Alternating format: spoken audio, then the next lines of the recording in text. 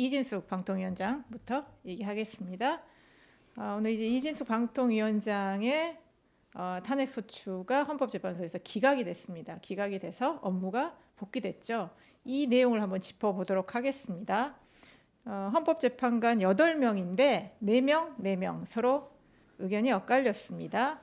핵심이 이거였죠. 지금 방통위원회가 5명의 의결 체제인데 2명으로 의결이 됐고 그것이 위법성이 있는가 없는가였던 것입니다. 그래서 2인 체제 의결이 문제가 없다라고 김영두, 정영식, 김복형, 조한청 재판관이 문제가 없다고 했기 때문에 기각을 한 거죠. 그래서 업무 복귀를 했고 또 반대편에 또 4분이 계십니다. 문영배 헌재소장 권한대행, 이미선, 정정미, 정계선 재판관. 이분은 합의제 행정기구인 방통위원회가 2인으로 의결했을 때는 이것이 방통위법을 위반한 것이다. 그래서 중대한 법률 위반에 해당한다고 했습니다. 결국 이제 2인 체제 의결의 위법성 여부였는데요. 그리고 공교롭게도 8명 중에 4명과 4명이 이렇게 갈라졌습니다. 이 판결과 관련해서 또 방송도 전문가이기시기도 한 우리 박병수 대표님, 이 오늘 헌재 결정에 대해서 어떻게 좀 평가해야 될까요? 저는 글쎄요. 일단은 6명이 돼야 탄핵이 되는 건데 6명이 안 됐기 때문에 기각이 된 건데 4명 중에서 4명으로 갈리는 그 사람의 이름들을 보면서 일단 보수적 성향의 재판관이라고 알려져 있는 사람들과 진보적 성향의 재판관이라고 알려져 있는 사람들 사이에 표결이 의사표명이 상당히 노골적으로 갈렸구나라는 생각을 했습니다. 저는 최소한 권한대행 정도, 문권한대행 정도는 이진숙 편을 들어줄 줄 알았거든요. 지금까지 심리를 진행해왔던 것도 있고 그래서. 근데 그러지 않았어요. 이게 상당히 지금 이데올로기적으로 갈라져 있다라는 생각을 들었고 이게 향후에 다른 탄핵 심판에도 이런 영향이 있으려나라는 생각을 좀 했습니다. 이게 첫 번째 한 가지고요. 그 다음에 2인 체제 가지고 2인 체제가 부당하냐 타당하냐라고를 이야기를 하려면 사실은 이 2인 체제로 결정을 내린 적이 과거에는 없었던가 이거 하나 하고 그 다음에 2인 체제로 갈 수밖에 없게 만든 근본적인 원인을 누가 초래했는가 이거 두 가지를 저는 다 봐야 된다고 생각하는데요. 2인 체제를 초래하게 된 근본 원인은 사실은 뭐 윤통에게도 있는 거고 민주당에게도 있습니다. 그러니까 이진숙 방통위원장이 임명돼서 본인이 2인 체제를 만든 게 아니라는 거죠? 그렇죠. 민주당에서 추천을 해야 되는데 계속 안 했고 원래 그 전에 최민희라는 사람을 추천했는데 최민희가 도저히 안 된다고 생각해서 윤석열 대통령이 임명을 안 했던 게 있었고 민주당은 그러니까 임명 안 해? 그럼 우리도 추천 안 해. 하고 계속 버텨버린 거 아닙니까? 그 이후로는 거의 뭐 그냥 개점 휴업 상태로 만들어 놓고 민주당은 방통위가 휴업 상태인 걸 오히려 즐겼을 수도 있습니다. 마음껏 못하게. 이제 이런 전후의 사정들을 이 전후의 사정들을 헌법재판관들이 몰랐을 리가 없는데도 불구하고 그럼에도 불구하고 탄핵해야 한다라고 4명이 찬성했다는 사실을 보면서 저는 약간 좀 헌법재판소의 헌법재판관들의 균형 감각에 대해서 약간 의심을 갖게 되더라고요. 그러니까 이제 헌법재판이라는 게 뭐 정치적 재판을 뭐 판단할 수도 있다 뭐 이런 게 있겠지만 그래도 뭐 우리나라 최고의 어떤 헌법의 최종 판단자들이기 때문에 그 헌법과 법률의 위배 부분을 잘했을 텐데 그 방통위법에 결국 구멍이 있었던 거 아닙니까? 방통위법에는 정족수가 따로 나와 있지 않죠. 그렇죠? 그냥 다수결로 그냥 의결한다 정도만 나와 있는 거죠. 방통위법뿐만 아니라 합의제 기구들 대부분이 아마 그럴 것 같은데 그런 경우라면 그것 그대로 인정해 주는 게 맞지 않나 싶은데요. 제가 보기에는. 예, 그래서 오늘 이제 이진숙 방통위원장 헌법재판소 결과를 보면서 이렇게 재판관들이 딱 반반으로 갈렸구나. 이것이 앞으로의 다른 탄핵 재판에 어떻게 좀 영향을 미칠까 아니면 그걸 예측할까 하나의 오늘 또 뭐 참고할 만한 그런 내용인 것 같습니다. 그 하나 더 짚고 넘어가면 최민희.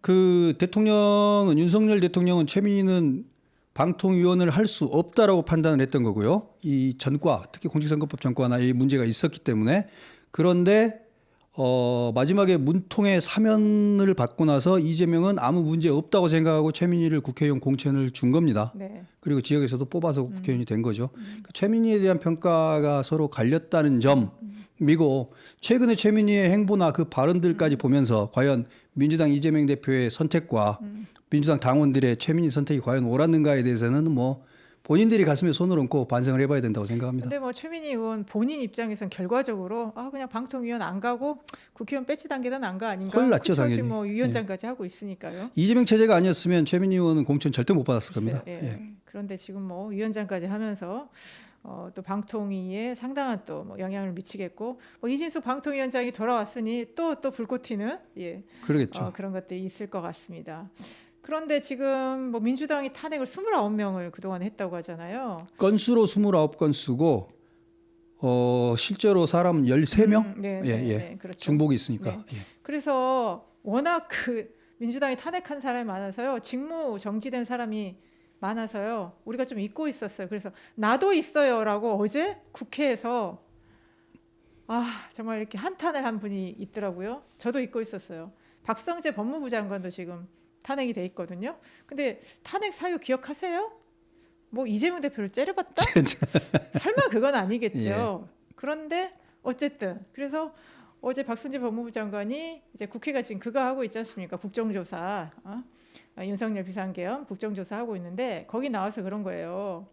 나는 탄핵 소추가 의결된 지 한 달이 지났는데 나는 기일도 안 잡혔다. 아니 왜 윤석열 제 대통령 재판해주면서 국무위원은 왜 안 하느냐, 평등권을 침해했다고 하면서 막 하소연을 하는 거예요. 그리고 아니 내가 왜 무슨 탄핵 사유가 뭐가 있느냐, 내가 뭐 이재명 대표를 째려봤냐, 꼭 그거 아니다, 그냥 얘기하다가 이렇게 눈이 마주쳤다 또 막 그런 식으로 얘기하니까 세상에 일국의 법무부 장관도 저렇게 탄핵이 되어 있구나라고 있고요. 그리고 지금 이제 줄줄이 탄핵 이제 심판이 진행이 될 텐데 좀 더 소개해드리면 어제 이제 있었죠. 우리 최재 감사원장, 이창수 서울중앙지검장, 조상원 중앙지검 4차장 검사, 최재훈 중앙지검 반부패 2부장 또 지금 다 직무 정지됐어요. 그래서 변론 준비 기일이 어제 있었고, 근데 첫 변론 기일은 2월 17일이라고 합니다. 아직 멀었으니까 과연 이 사람들도 얼마나 막 그 분통이 터질까 모르겠어요. 내가 정말 이렇게 국가를 위해서 검사를 했는데, 물론 민주당은 그렇게 생각을 안 했기 때문에 탄핵을 했겠지만, 그런데 그런 다 손발을 묶어놨지 않습니까? 그래서 이분들이 앞으로 이제 탄핵 심판될 건데, 얼마 전 1월 8일에 헌법재판 이제 준비 기일에서 그 헌법재판관이 이런 얘기를 했더라고요. 국회 소추 사유가 모호하다. 그러면 각하 사유가 될 수도 있다라고 하면서 김건희 무혐의 처분 특혜 의혹으로 이분들이 이제 직무가 정지가 된 거지 않습니까? 그거에 대해서 쟁점 정리를 국회 측에 요구했다고 하는 거예요. 근데 아니 탄핵 소추가 모호한데 국회의원들이 과반 의결로 직무를 정지한다. 이걸 보면서 아니 공직자 탄핵 제도가 뭔가 좀 개선돼야 되지 않습니까? 네, 지금으로서는 개선 안 되면 큰일 날 수준인 것 같아요. 반복되는 탄핵으로 국정을 마비시키는 게 가능하다는 게 드러난 이상 탄핵의 기준을 좀 더 엄격하게 만들어야 될 필요가 있는 것 같고, 탄핵한다고 해서 탄핵 소추를 한다고 해서 바로 직무정지를 시키기보다는 직무의 연속성이라든지 직무의 중단은 조금 좀 다른 판단을 한번 더 받는 제도를 만들어야 되지 않나 싶어요. 네, 맞습니다. 저 한덕수 결과가 궁금해지네요라고 써주셨는데, 한덕수 대통령 권한대행 국무총리도 지금 직무가 정지돼 있는 상태입니다. 그래서 사방돼서 저도 좀 어떻게 해주세요. 막 이런 아우성이 들리는 것 같습니다. 그래서. 이준숙 방통위원장 같은 경우는 탄핵 소추가 발의가 된 지 얼마 만이죠? 약 172일 만에. 네. 172일이면 거의 6개월 꼬박 다 채운 겁니다. 172일 만에 결국 종국 결심을 받은 거고, 결정을 받은 거고, 한덕수나 최재해 이런 다른 분들 또 이제 거의 뭐 6개월 가까이 또 시간을 끌 가능성도 있어 보입니다. 근데 이제 이렇게 되고 있는데 윤석열 대통령에 대한 탄핵 심판 물론 가장 중요하다는 거 인정합니다. 그건 지금 다른 분들은 두 달이 다 가도록 한 번도 못한 사람도 있는데 윤석열 대통령이 지금 일주일에 2번씩 하고 있죠. 근데 뭔가 기준은 좀 있어야 될 것 같아요. 그래서 탄핵 그 헌법재판소법에 있어야 하는 것 어떤 최소한의 우선순위 같은 거에 대한 기준도 좀 있어야 될 것 같고 이런 순위를 예를 들면 권한쟁의 심판 청구 같은 거 지금 최상목 네, 권한대행에 어제 대한 있었습니다. 권한쟁의 심판 청구는 도대체 무슨 원칙에 따라서 그건 또 먼저 기일을 엽니까? 네. 이거 저는 그것보다 한덕수 총리가 더 급한 것 같은데 한덕수 총리 거는 안 하고 도대체 어떤 판단의 근거로 최상목 권한대행의 그 권한쟁의, 최상목 권한대행에 대한 권한쟁의부터 하는지 이런 원칙이 보이지 않는 편의주의적인 헌법재판소의 기동은 저는 비판받아 마땅하다고 생각하고 헌법재판소가 이런 것들을 자의적으로 할 수 없도록 기준을 명문화해야 될 것 같습니다.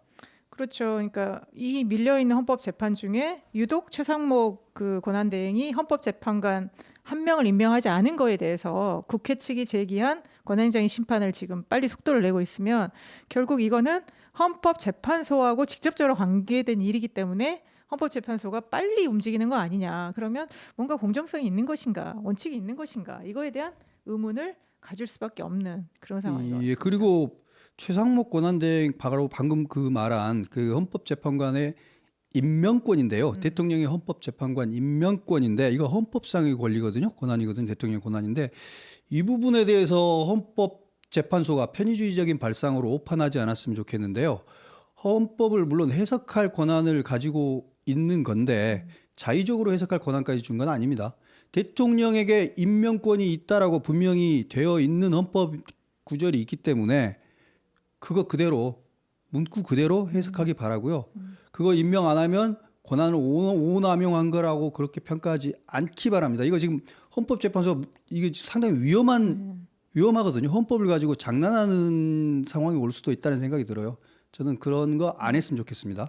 그러니까요. 이게 그냥 최상목 권한대행의 헌법재판관 임명 하나로 끝나는 게 아니라 그러면 대통령의 헌법상 임명권을 그럼요. 권한으로 볼 것인가, 의무로 보니까 형식적인 절차만 있는 의무로 볼 것인가, 이거를 또 판가름하는 중대한 거기 때문에 이 판결 잘못하면 사실상 대통령의 헌법재판관 임명권이 없어지는 게 돼버려요. 그렇죠. 그냥 국회가 통과해 오면 뭐 나는 그냥 이게 사인만 하는 그런 방식밖에 안 되잖아요. 그럼요. 그래서 이것도 되게 중요한데 지금 이제 다른 것들에 밀려가지고 좀 관심을 못 받고 있어서 어쨌든 지금 탄핵이 굉장히 지금 활발하게 대통령부터 시작해서 검사까지 탄핵이 활발하게 있다라는 걸 짚어봤습니다.